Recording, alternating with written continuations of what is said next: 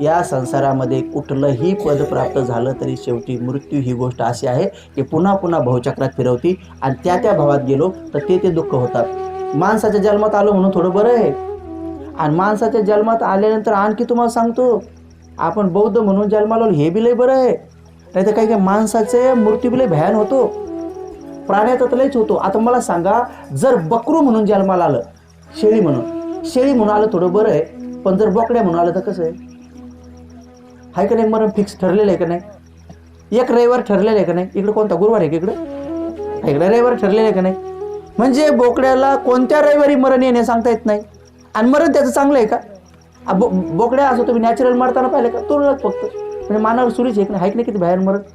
अहो काही माशा अशा आहेत की ताज्याच्या ताज्या उकळत्याकडे टाकतात. हो, ताज्या अशी उकळत्याकडे ताजी मच्छी, त्यांना ताजी फ्राय आवडती, जिवंत तर